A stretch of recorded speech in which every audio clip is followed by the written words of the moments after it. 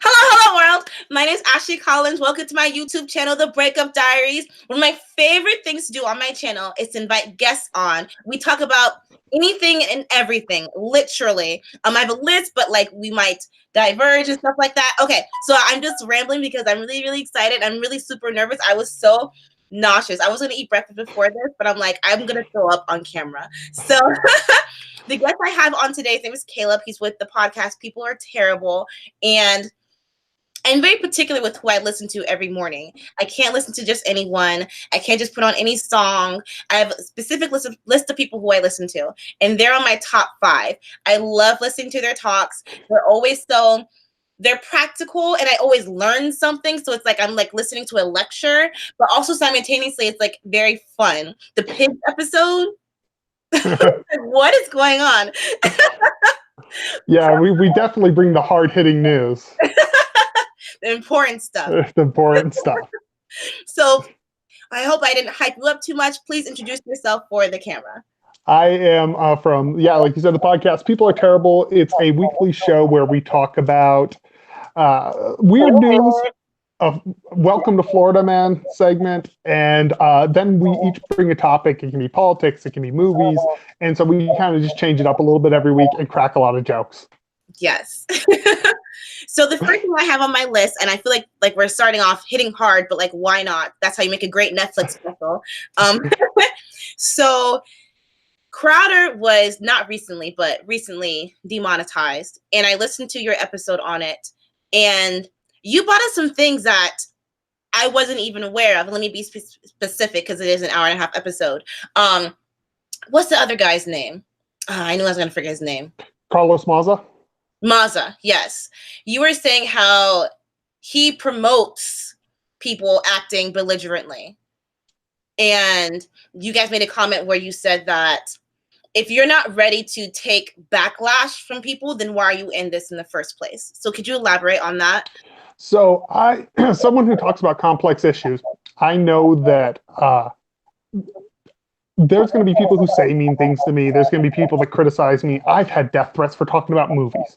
Now, death threats are too far. I don't condone those, obviously. Yeah. But like when you're talking publicly, and especially if you're the type of person who criticizes people heavily, and in Carlos Maza's case, particularly lives and dies by identity politics. So his whole identity, self-described, is like a gay Latino. That's his whole thing. And he's very much like, we'll talk about the straight white male and all that. So you can't be mad then when that turns against you. I personally am against identity politics, whether it's left or right. I personally don't like Steven Crowder calling him, the gay Latino from Vox and doing that shit. But if you're going to, live by the identity politics, you're going to die by the identity politics. And I feel like it's just hypocritical on his end to then get mad when someone uses his identity against them when his whole platform is using identity against people. I think you worded that perfectly. And I've been binge watching a lot of Crowder's a lot of his YouTube channel, his interviews. He's not a very good interviewer. When people interview him, he's very defensive. Mm-hmm. And I think he's used to people not talking back to him. Yeah, and I think too a big part of his thing is I like Crowder. I do, but he's a comedy show. He's a comedy show. He's no different than Comedy Central, all of those shit that the left has done forever. They always say offensive things for political commentary through comedy, and that's fine.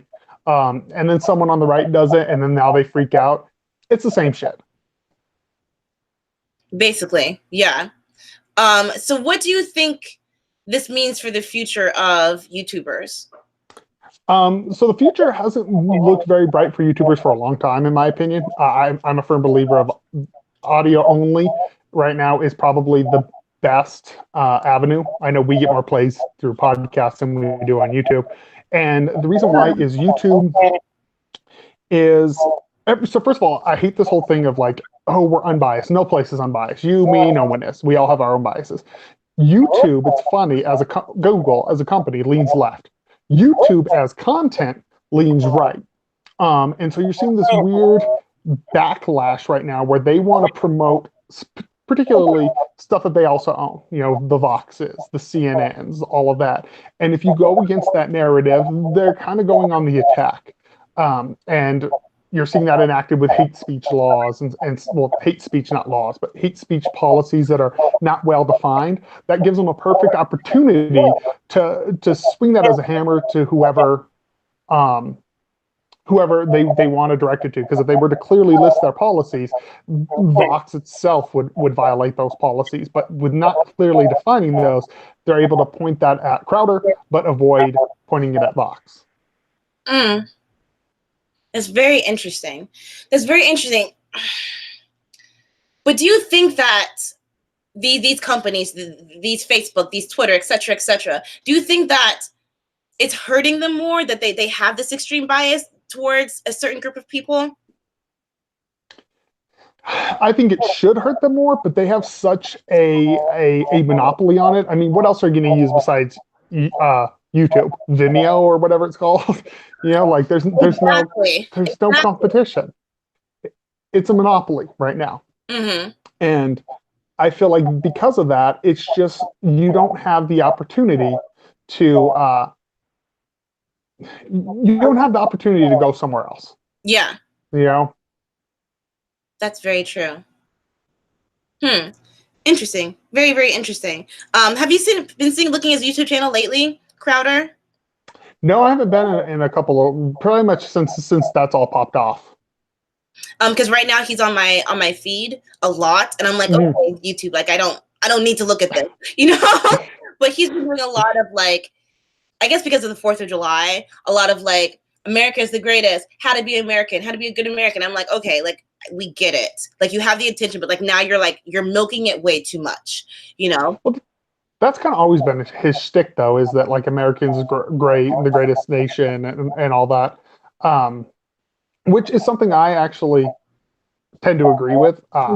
Obviously, I'm married to a foreigner. I don't think other nations are bad. I think there's rights that we are given, freedom of speech being a huge one, that are not allowed in other places. Even places that don't restrict speech don't have constitutional protection for speech. So there's a lot of that he'll go into. I think his crassness and his comedy is going to turn off a lot of people. But ultimately, I know so many people who, it's a damned if you do, damned if you don't. If you're very serious, then you're conservative in no sense of humor. You make jokes, well, those are offensive jokes. The left has done a good way of positioning language to where it's a lose-lose situation on Crowder. Yeah. Speaking of the left, did you watch the Democratic debate? I did. Your boy Andrew Yang was not allowed to speak. Say that again, please. Oh my God. Oh my God. Why did he say two words? Like, did you hear they cut his mics? He even claimed it, that they cut off his mics mid-speech. No, that they kept cutting his mics off. That's what Andrew Yang's claiming. I know Ben Shapiro's posted videos of it, being like, yes, here's them cutting his mics. There's like video of it. Why would they do that? Because he's a moderate, and you can't have a moderate. They don't want a moderate to win. Look at it the way Biden. So to me, the only obvious choice would be Yang, Tulsi Gabbard, or Biden. Those are it. Those are your three viable options. Wait. So I didn't hear the second one. Tulsi Gabbard. Who's that? What? The woman? Yeah, she's pretty moderate. Oh, the lady. Yes. Yeah. Yes. Yes. So her, Andrew Yang, and Joe Biden are the obvious choices, but they're not quote unquote woke enough anymore. And if you watch I thought the Democratic primary was hilarious, first of all, because it was a clown show. It was awful. It was everybody literally competing to be the most woke. They're like, hey, I speak Spanish. And then the other guy's like, I also speak Spanish. Oh my God. And then the other guy's like, I have a black son. And it was like, okay, dude. It felt so like pandering. Like it literally felt like they were being fed Twitter feeds what to say. Yeah, that was my thing. I was actually having a conversation with my co-host Jeremy. We were both saying that it was playing to Twitter.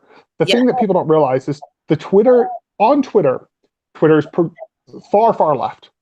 Very, very vocal. Yeah. But those woke Twitter group only account for like 11% of the population. Yeah. That's not the vast majority. Yeah. On Twitter, it makes it seem like, so if you're playing toward that, you're going to lose people who would traditionally call themselves a Democrat.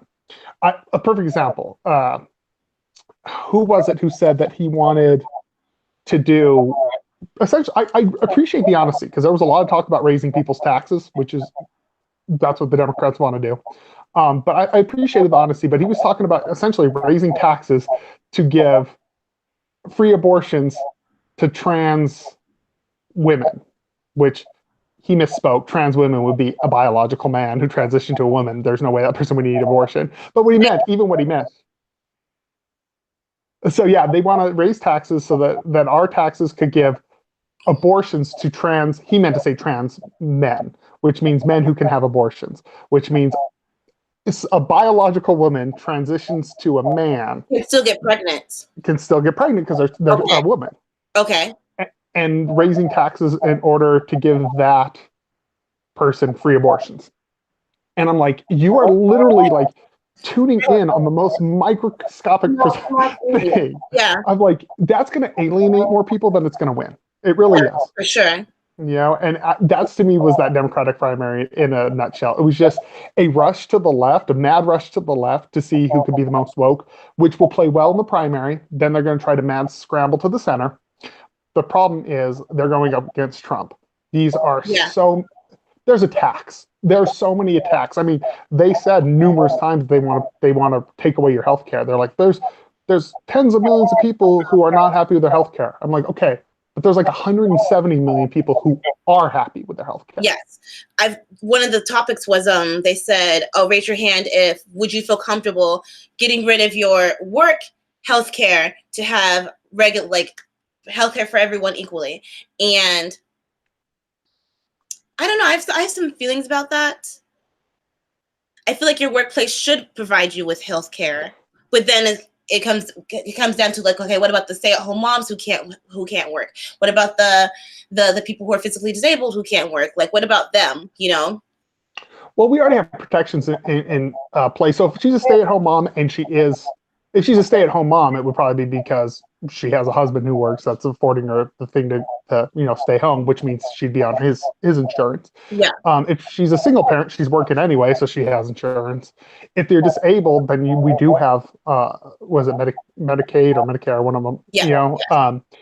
My thing is someone who recently beat cancer. There's no chance in hell I would want to go on public health care. Public health care is a nightmare. For sure. Agreed.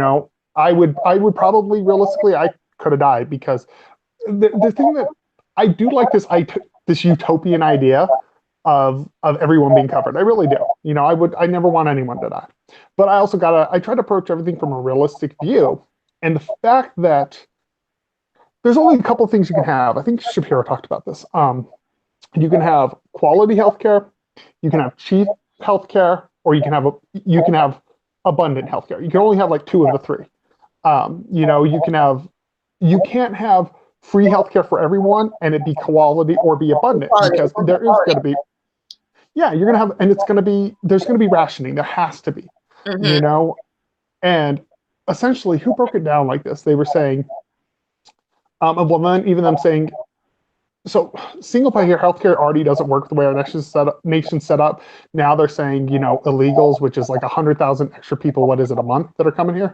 They want to also give them healthcare. So I'm like, you're still watering down that further, plus with people who are not paying into the system. So it's a complex issue. Me as a tend to be libertarian, I don't need the government to do shit for me. I will go out, I'll get a job, I'll get healthcare, and I will work my ass off and I'll make it happen. That's just how I am. I was looking at a friend of mine, Velcor Yuppie, their YouTube channel, talking about his wife who his wife passed because of misdiagnoses, plural. And I was thinking about when I was very ill, I was misdiagnosed several times. And I was wondering, I always blamed them, but then I thought to myself, I feel like there's so little doctors compared to how many people that are ill. So like when you're being 100%. You're being pressured to be like, what's wrong with me? What's wrong with me? The doctor's tired. They're working 15-hour shifts. They're understaffed, So like I was Well, thinking maybe like our case is like one of those very, very few cases where like they weren't at their prime and we were putting unnecessary pressure on them. and and you think about that. So yes, there is absolutely a healthcare shortage of people and everything. Um, I don't understand the logic of going, hey, let's make these doctors work for less money, Yeah. and like that's just gonna make that harder. The reason people go to healthcare is because they're passionate, but also to get rich. That's kind of why you become a doctor. You have tons of student loans. It's just it's the reality of the situation. So Hmm. digging into the profits is not going to help them. Hmm. Or we don't dig into the profits, which means the government subsidizes them, which raises healthcare costs, would 100% be raised healthcare costs. You see it with everything across the government. You want to build a road independently, it's not going to be that much. You want to build it through the government, it's going to be a lot of money. Yeah. So it's going to skyrocket, and ultimately, I think there'll be a healthcare shortage. You look like you're interested in something. Sorry, distracted. No, no. I'm very curious what you're looking at now.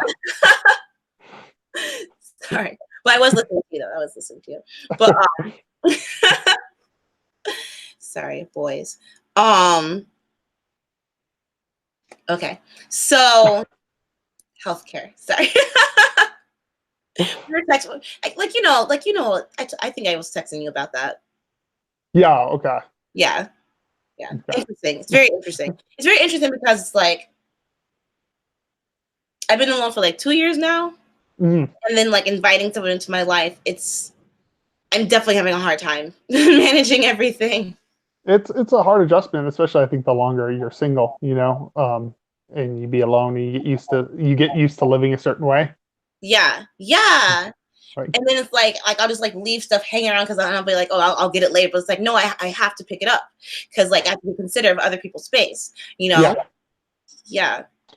no, it's definitely yeah. When you get used to living on your own, I never really lived on my own. So I lived with my brother for the longest time as a roommate, and then I met my wife and got married. So like I never really truly lived on my own. Really? Yeah. Oh my god, I agree. I think everyone should do it. I was married by 24, so And then like how old are you again? I'm going to be 34 this year. 9 years. Yeah, yeah, so What are you a gonna do? long time. Huh? What are you gonna do for the 10 year? We wanted to go. I mean, I don't know what's going to happen because finances, but we did want to go to Africa because that's where my wife's originally from. Oh So to my god. visit her home country, yeah, I would love to see her home country because I've never been to where she's from, Uh huh. which would be, I feel like that's part of who someone is. Like I took her to my neighborhood that I grew up in, and I feel like it made her understand me more because I was always like, I'm from the hood, and she's like, yeah, whatever. And then I took her to my neighborhood, she's like, oh, this is like the real deal hood. And I was like, yes, I told you. Yeah. And I feel like it helps you understand someone seeing where they're from. That's very true. Wow, that's very true. I never really considered that. Huh. Interesting. Okay, cool, cool. Social media taking away likes. What are your thoughts and concerns on that? So I think it's another just dumb woke thing, you know what I mean? But I just don't care. Like to be completely honest, like I don't care how many likes I get. I don't care about engagement. None of that stuff. There's a reason why I deleted all my personal social media because I just don't care. Are you You not? know what? No, I think I have a Facebook, but I haven't been on it in like face. I haven't been on Facebook in like 6 years. I was looking for you, but then I realized one, I don't know your last name, and Oh, okay. Well, for anyone that it's Miles, Miles. I mean, it's all over, so it's not like I'm hiding it. I was like, yeah, I'm a bad friend. I don't know his last name. The worst. But I'm surprised you haven't got into your subject that you were very excited about. now it's like bubbling in like Netflix special. Gotta wait till halfway. Oh God. We'll stop looking. I'm gonna have a Netflix special one day, by the way. Um, speaking that into the universe. No, yeah, I've been meaning to ask you this because I feel like you're not relevant unless you're on Twitter. I get that, but also it moves so fast.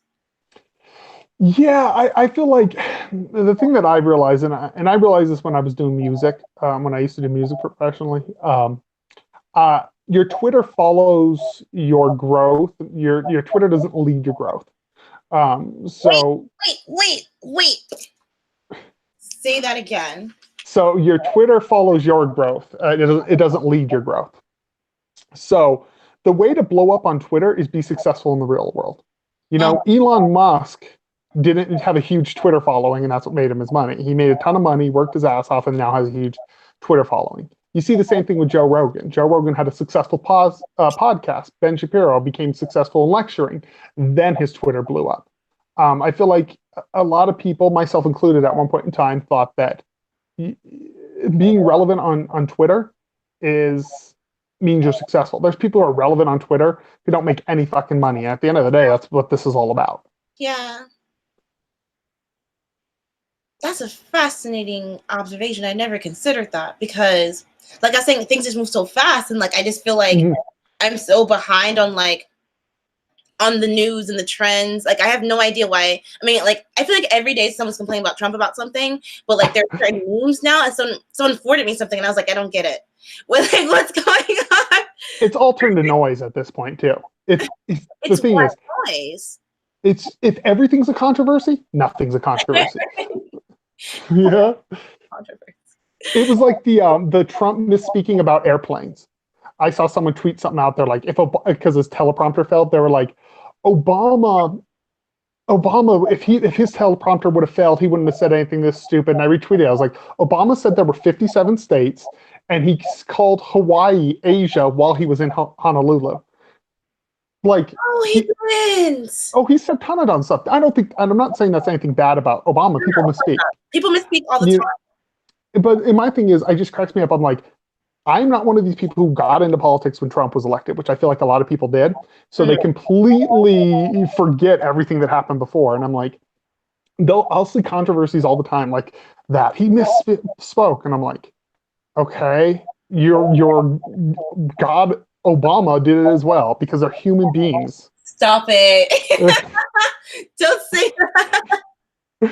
It's like they're human beings, and I hate it on the left and the right. I hate the people who worship Trump. I hated the people who worshipped Obama. It was weird. They're human beings.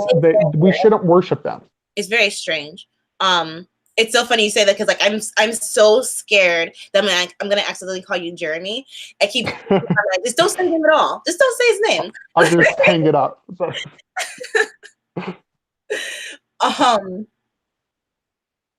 I work with a lot of young people at my job. In the restaurant industry, like everyone is young. It's like a transition job, and I noticed that girls now, women, whatever, are putting on lipstick like over their lip line, and they're pursing their lips to replicate Kylie. And I thought that was interesting that like we really do idolize human beings in a very sick way. It's weird. The celebrity thing is weird. So people were even saying this. People freak out at this. Like I hate concerts. People think I'm weird. I don't like going to concerts. I hate concerts. And the reason why is it's all about the celebrity. People go, oh, it's about the music. No, I can get the CD in my car and it sounds better than it would live anyway. So it's not about the music. It's not about the art form. It's about seeing your celebrity run around on stage. Yeah. Which they're a person with another job. That's it. Literally everybody. Trump to Jay-Z to you and me. We're all just people with different jobs. You know? That's that, and people idolize it, and they're human beings. Yeah. Very interesting. In conclusion, I say please take away the likes, because then like it'll help. Hopefully, it'll make people more sane, less competitive. I don't know. I just at the end of the day, it really doesn't matter. I was scrolling through Instagram, and there's this girl who's like, check out my workout site, which is cool, whatever, you know? And it literally was like, it was her lifting, but it was like zoomed in just on her butt in a thong, and she was like lifting weights. I'm like, just say, hey, my ass looks good, and post the video. Like, who does that? I thought it was funny. Here's the thing: is I'm one of those people. Post whatever you want. Like if you feel sexy and you want to post a half naked pic, go for you. It was just funny that it was promoting quote unquote workout. Just don't lie. That's my thing. Like that's my thing. Like just don't lie. Okay. Just like got new underwear. My ass looks good. To post a damn picture. That would be better. So what in your mind is the accurate definition of mental health? Because I feel like we're throwing this word around like it's candy at this point. So I think there are legitimate mental health issues, but I also agree, like so right now we're in oppression points. I don't know if you've heard the term oppression Olympics. No, Um, stop. Oh, uh, so Olympics. so what oppression Olympics is, it's the theory that we treat oppression as currency currently. Yes. So Yeah. the more oppressed you are, the more righteous you are. Yeah. And leads into the identity politics. The more special you are in our society, you know, if as me, I'm pretty low on the thing. I'm straight. I'm white. I'm a man. You know, so I'm pretty low on the oppression Olympics. You're higher than me, but a transgendered, you know, Hispanic woman's going to be higher than you. You know, and people believe it makes them more virtuous to move up the oppression Olympics. And I feel like mental health kind of plays into that too. Mm-hmm. Um, I've suffered from depression before, and Mm-hmm. I don't even like to use the term depression. I've been depressed. I don't know if that means depression because I changed things in my life and it got better. I used to be depressed. I was a drug dealer. I was doing some bad things. Naturally, my life wasn't too good. I was depressed. Yeah. But I feel like people throw it around too much, which delegitimizes the actual mental health. How do you feel about it? Um, I think that you need to have a mental breakdown to have a breakthrough. Mm-hmm. Because I do think that I do believe in chemical imbalances. It's just like if you're born without arms and legs. I do believe in that. But I also think that when you're having a mental breakdown, your body is telling you, your mind is telling you something's wrong and something needs to be altered. You Mm-hmm. know, but for silly things like, oh, I'm late to work, I'm having an anxiety attack. No, you're just late to work, so just get to work. Don't use Mm-hmm. the example of like, oh, my anxiety. Just get to work. You know. I agree with that. You know, as someone who I've never been diagnosed, but I'll get myself so worked up with anxiety. I've puked up blood before. Like that's Mhm. like unhealthy, you know, but Mhm.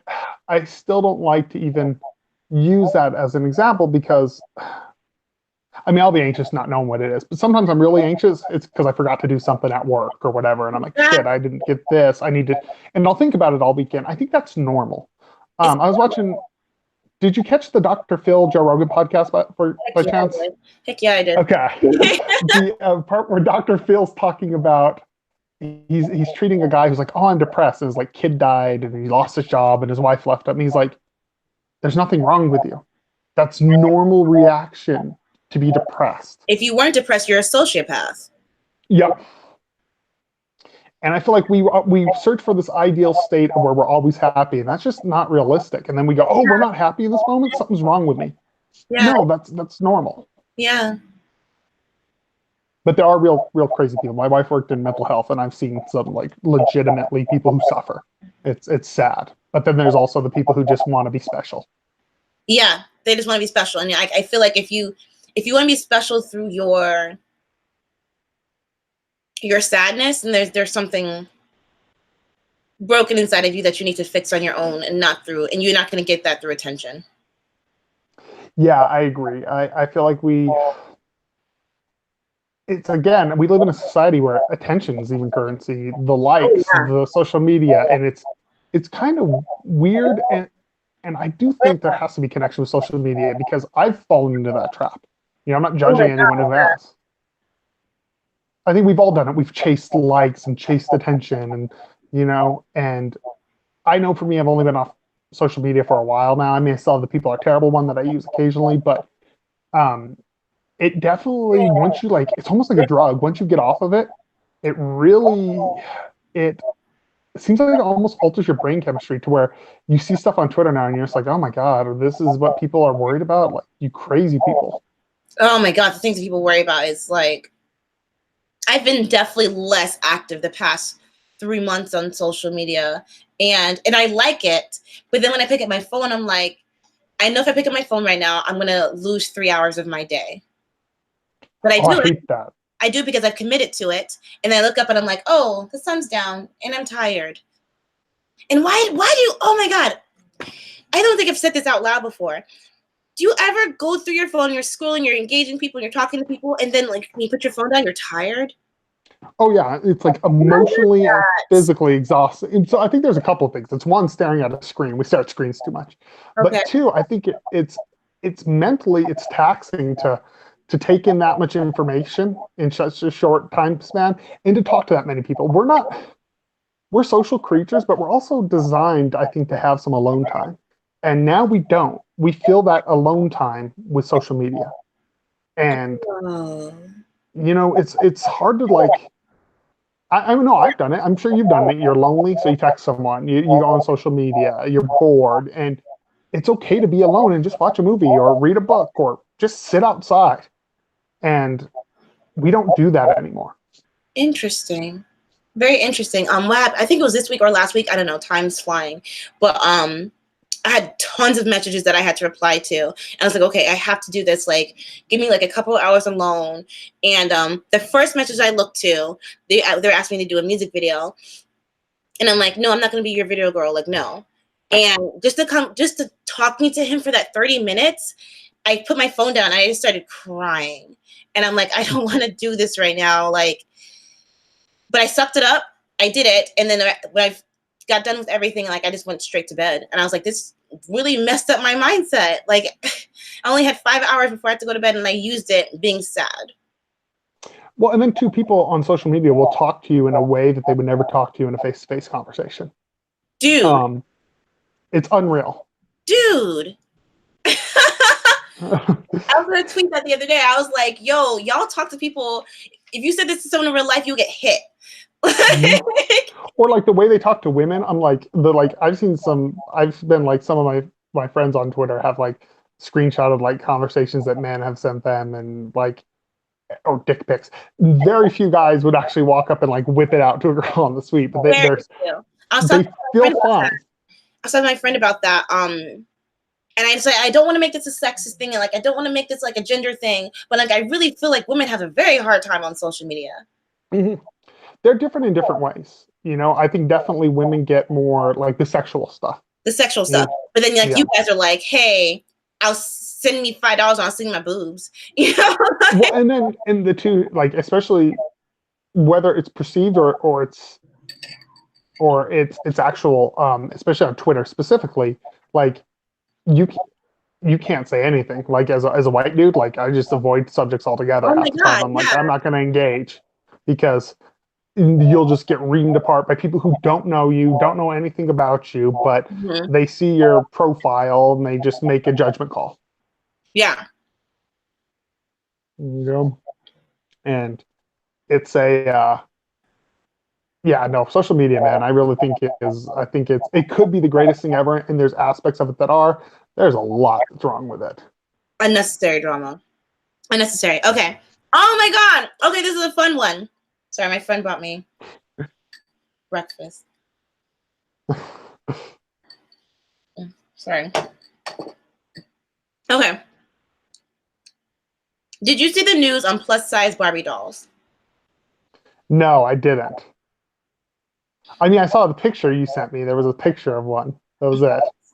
It's in the talks, and I have lots of feelings about it because how do I say this without sounding rude? But then, like, I feel like I'm not really speaking my truth if I don't say this. I have a problem with overweight children. Oh, I hate it. It sets me off. Oh, okay. Okay, so we agree on something. Because like it's not the child's fault. I work in a restaurant, and we primarily sell pizza. Your child shouldn't finish a whole pizza by themselves. Yeah, they eat a lot. Yeah, children eat a lot. I get it. They should eat like 10 meals a day. I get it. But they shouldn't eat a pizza and then Taco Bell and then McDonald's and then like you're the parent. You have control. Yeah, that's one of those things that speaks to me on a personal level. And I think I probably talked about this on the other show. I was morbidly obese most of my life. I was 400 pounds 410 at my peak. But I was obese since I was a child. I wear the same size t-shirt. I always say this. I wear the same size t-shirt now in my 30s that I wore when I was in fourth grade. Oh wow. So, and I'm not a small man. I'm 6'5". Like I'm a big dude anyway. Mm-hmm. Um, and so when I see these people, it's there is a point where it does become your own responsibility to lose weight. But Mm-hmm. it's so hard when you're set up in a way to where you're set up in a way to where you can't you've had those bad eating habits put on you, put on you. And as far as the plus size Barbie dolls, I'm kind of torn. Mm-hmm. So I hate the fat acceptance movement. People freak out when I say I hate it. Mm-hmm. Now, I do think we should not be mean to fat people and not treat them like second class For sure. humans. For sure. I've been there.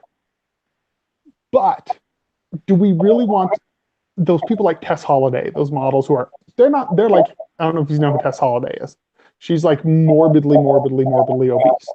And she's out there promoting, oh, healthy at any size. That healthy at any size is anti-science. It's a myth. Oh, Yes, you can sure. be like, I hate that. Let's not promote that as an idealized body. Not even because um it should be unattractive or whatever. Not like I'm not even saying that because hey, I have no problem with a big girl. You know, like it's more I don't like promoting something so unhealthy. You Yeah. know, it's to me is no different than promoting cigarettes constantly. Mm-hmm. Like it's something that's unhealthy that realistically probably I have no math on this, but I'm guessing I would assume obesity kills more people than cigarettes now. Pretty much. Yeah. You know, it bothers me. But the other side is a girl being able to pick up a toy that maybe looks a little more like her mom, kind of cool, but then also is it pushing her into that? I don't Well, know. I I don't know think how I like feel. now that you said that, I opened my mind to think that the Barbie size is not the ideal size, you know. Hmm. But then like it comes to a point where it's like, okay, are we being too nitpicky? Are we being As far as like, too like we have to pander to absolutely everyone? And I think that when you coddle too much to a person, you're hindering their growth. oh, 100%, I agree with that. I feel When like someone knows how to tie enabling is a their big shoe, problem. yeah, when someone knows how to tie their shoe, you don't tie their shoe for them anymore. Hmm. And I think that's It's what we're the doing. it's the whole we have a big problem with that in our culture in general. It's the whole teach a man to fish or give a man a fish mentality. You know, the whole Mm-hmm. saying, you give him a fish, you feed him for one day, you teach him how to fish, you feed him for a lifetime. Mm-hmm. Uh, and I feel like we do coddle a lot of people. And again, don't be mean to overweight people. That's fucking horrible. Like I would never look at someone overweight and be like, "You're disgusting," whatever. Like I've been on the receiving side. It makes you feel horrible. Mm-hmm. But at the same time, let's not promote it and pretend it's the norm. You know, being that size is not the norm. It just isn't. It's not.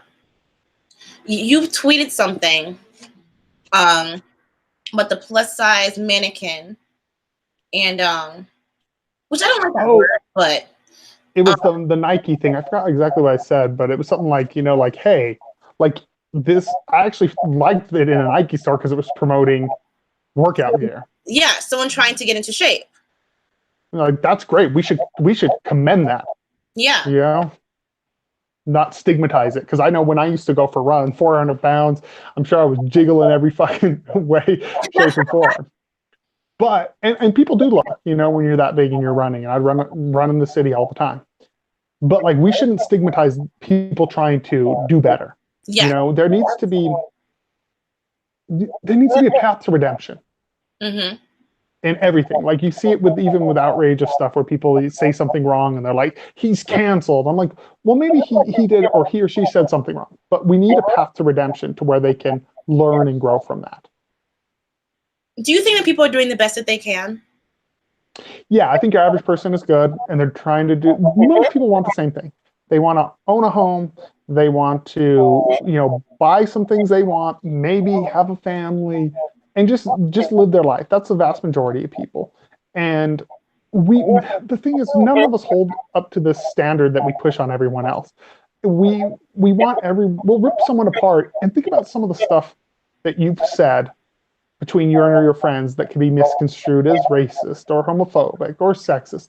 We all say things. it's human nature. We should try to eliminate those. I'm not saying that, Of course. but you shouldn't be to the point where you say something one time and you're canceled. Perfect example. I used to be very homophobic. You know, I've said some things.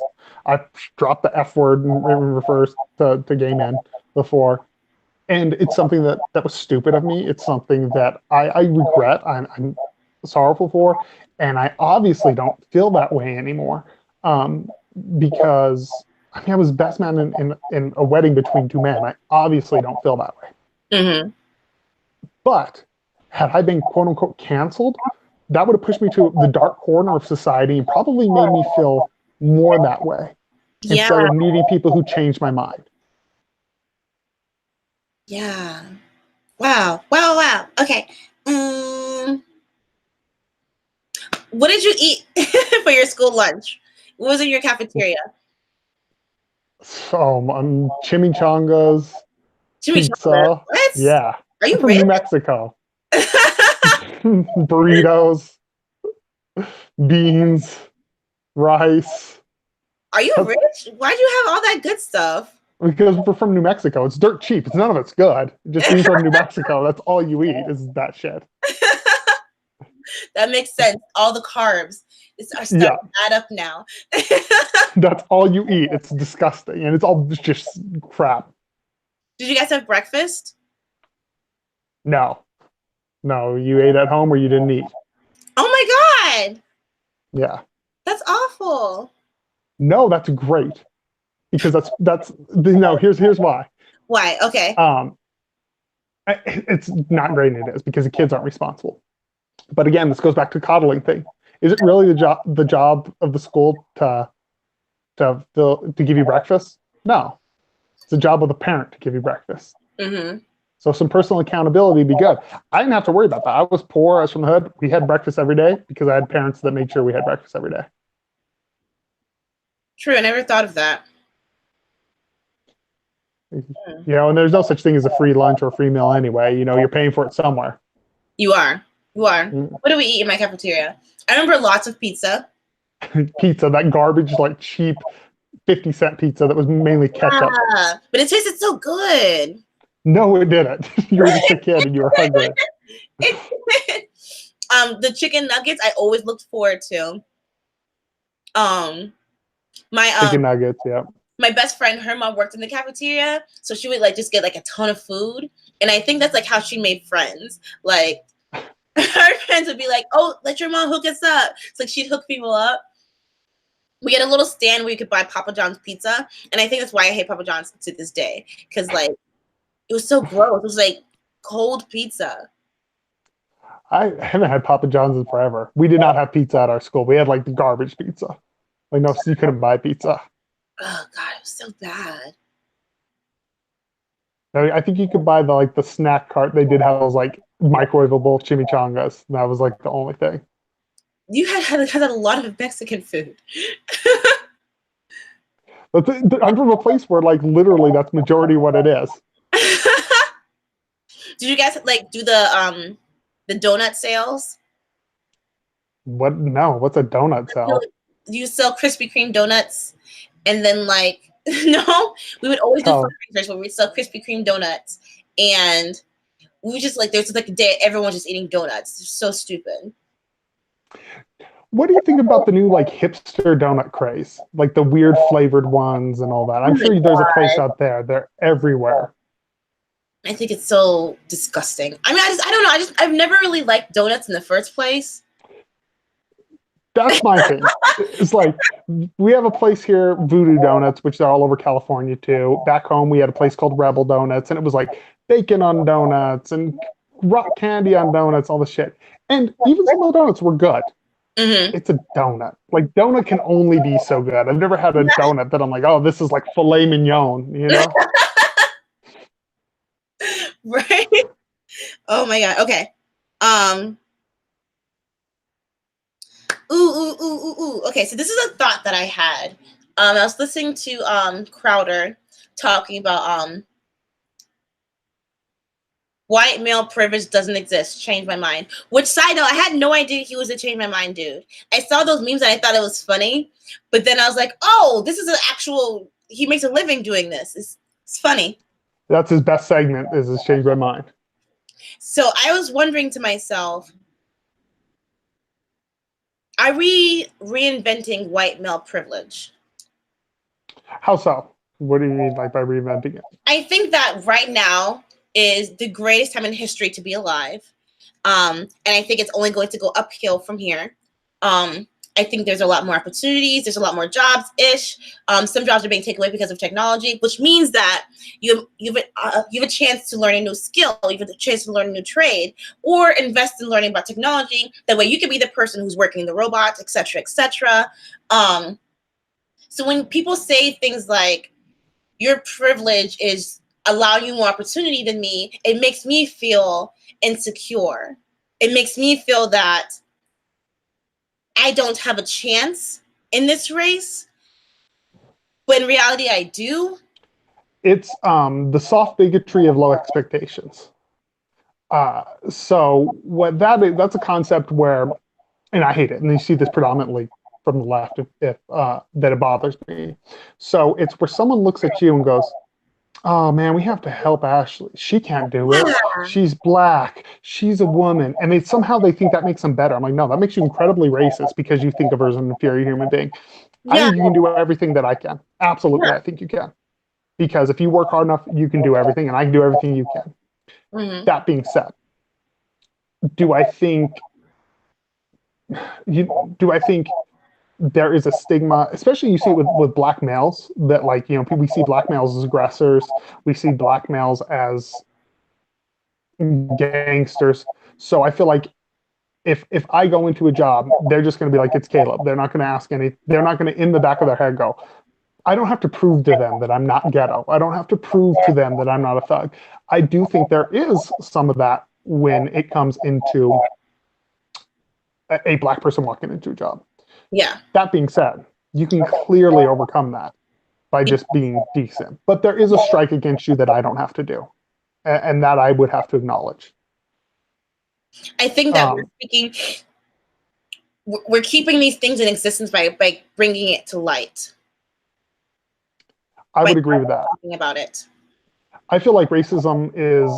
I was actually having this conversation with my wife. So I called this 10 years ago when we started dating. I was like, racism's going to get way worse in the next couple of years.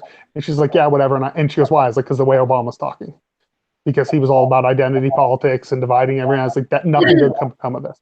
And Mm, we were talking about how you probably remember this. Remember in the 90s when there would be sitcoms with a black family, talking Family Matters, yeah, there yeah, was Cosby, Hanging Mr. Cooper. They were about a family that happened to be black, yeah, not about a black family, if yes, that makes sense. yeah. And you don't see that anymore. You don't see people who are just there. Everyone's so caught up in their identity that they're like, we need to completely write it different and act it different and do this in order to be a quote unquote black show. And I think that's one of the reasons why. Oh, what's that show? Oh, what's that Spanish show that just recently got canceled? Oh, which one was that? I feel so bad for saying that. It had a little bit of everyone. It's a comedy show. Oh, what I don't was it? know. Yeah, I just think I don't know. I feel like we're very much. So here's another thing. Do I think male privilege? While you're looking up that, do I think male privilege exists? Yes. I'm gonna say something else. Mm-hmm. Other privileges exist. So Yes, there is black privilege in our society. for sure. Like a black person has to score lower on their SATs than I do to get into the same school. That's a privilege afforded to that It group. is. Yes. Asians have to do better than I do, so I technically have privilege over them in that aspect. I Yes. just talked about the privilege of I don't have to prove that I'm not ghetto or gangster. I don't have to. That's a privilege I do. Women, there are privileges that they afford that men don't. Mm-hmm. There's certain things that women can do that men can't do. There's certain things men can do that men can't do.